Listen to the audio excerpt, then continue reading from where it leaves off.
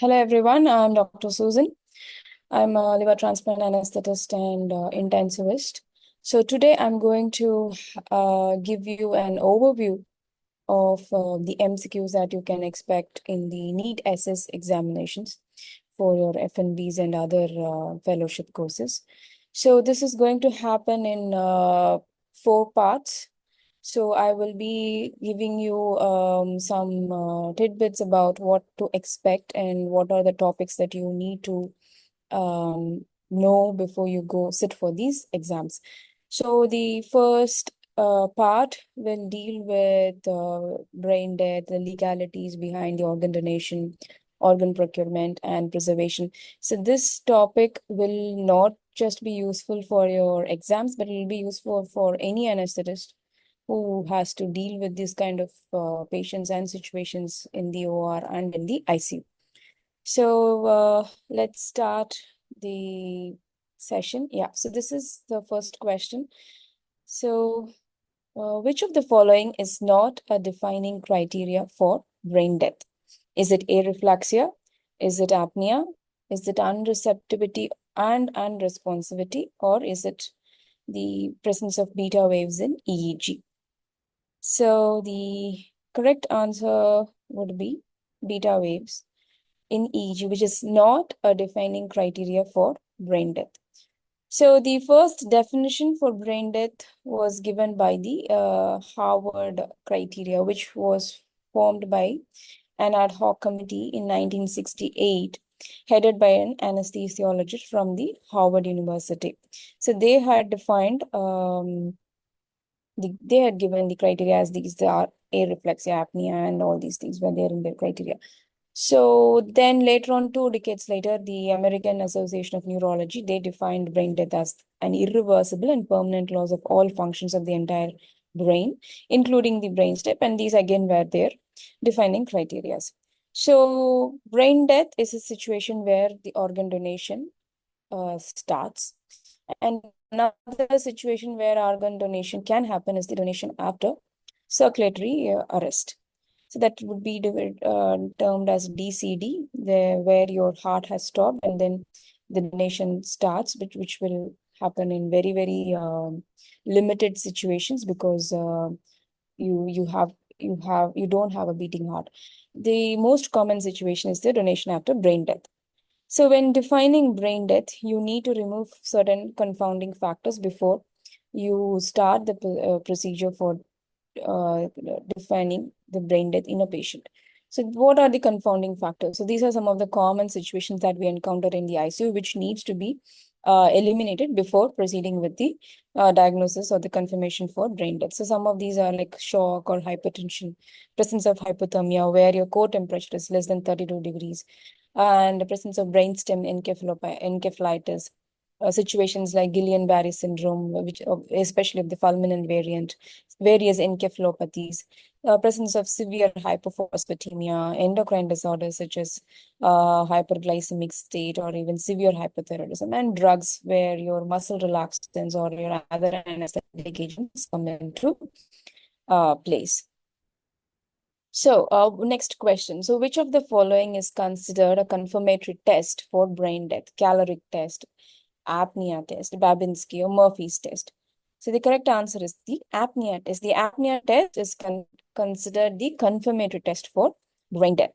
So looking at the various tests for brain death. So when an intensivist would have the suspicion of a brain death, so he would perform various tests, a list of tests such as all of these tests are testing your cranial nerves and your brainstem functions. So you first look at the pupillary reflex, then you look at the corneal reflex. Then there is this oculocephalic reflex is tested, which is also known as the doll's eye movement. And you have your oculovestibular reflex tested by the caloric test, where your external auditory canal is irrigated with cold water and you will not see a deviation of eyes. Then there is the cough and the gag reflex, which is testing the lower cranial nerves 9 and 10 by means of the presence of gag or the cough reflex. So once these set of tests are done, Then you move on to the confirmatory test, which is the apnea test. So the apnea test, before performing it, you obviously need to rule out all the confounding factors and then make sure the temperature is fine, make sure the patient is euvolemic, and you have a baseline ABG which shows a normal PCO2 or a PCO2 at least more than 40, and then you have normal PO2. So then you pre-oxygenate, then a baseline ABG is done, then the patient is disconnected from the ventilator and an ABG is performed after 10 minutes. So basically what we are seeing here is whether an apnea in the patient stimulates respiratory efforts in the patient. So this is basically a brainstem function. So when this is not there, obviously your patient is brain dead. So how do we interpret this is something that we will look in the next slide. So you will be aborting an apnea test when there is hypertension, when there is arrhythmias, when there is desaturation, and then repeat the test after 3 hours following stabilization. So following 10 minutes of apnea test, an ABG is performed, which shows an increase in the PCO2 of more than 15 mmHg from the baseline, and the patient starts to desaturate. So what is your interpretation now? Would you consider this as a positive apnea test, or is this a negative apnea test? Will it call it indeterminate, or will you say that the patient is not brain dead? So the correct answer here is this is an indeterminate test, and you will have to repeat the apnea test after 3 hours following stabilization of the patient. So this apnea test needs to be performed twice by different medical practitioners 6 hours apart. So all of these are MCQ questions, MCQ subjects. Okay.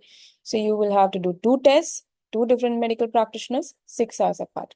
So following a negative result, when will you do an ancillary test or a repeat apnea test? This can be done only after 24 hours. And again, interpretation of apnea test. When will you call it positive?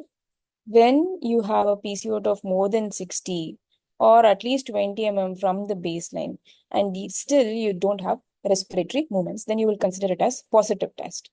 When is it negative? When there are respiratory movements present after achieving all these arterial PCO2 levels. And in indeterminate test result would be when the PCO2 level is less than 60 or less than 20 from the baseline.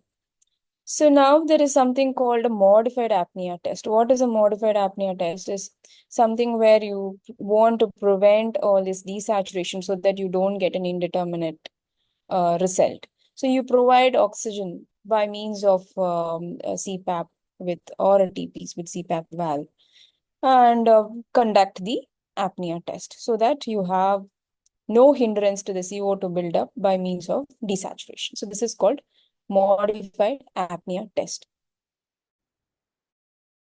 All right. So now moving on to something called the ancillary test. So which of the EG? Is it a 4-vessel cerebral angiography? Is it a transcranial Doppler or a radionuclide scan or a CT brain? So the wrong answer here is CT brain. Rest of all under the ancillary test. So these tests will be performed when there is disagreement between the physicians who performed the apnea test, or your apnea test is inconclusive, or the family wants more proof that the patient is brain dead. Okay, so these will be performed when a full clinical examination is not possible, when there is serious facial damage or an inconclusive test. No, but this cannot be performed as a replacement for clinical exam. So you can't not perform apnea test and then directly perform an ancillary test. And amongst these, the 4-vessel cerebral angiography is the recommended ancillary test of investigation of choice. Okay. Coming to certification of brain death. So who can certify brain death? Is it a registered medical practitioner? Is it a neurologist or a neurosurgeon? Is it an medical practitioner nominated by the appropriate authority? Or is it the transplanting surgeon? So actually, I would like to rephrase this. Who can't certify brain death? Okay, so the answer is a transplanting surgeon can't certify brain death. Rest all the other members can certify brain death.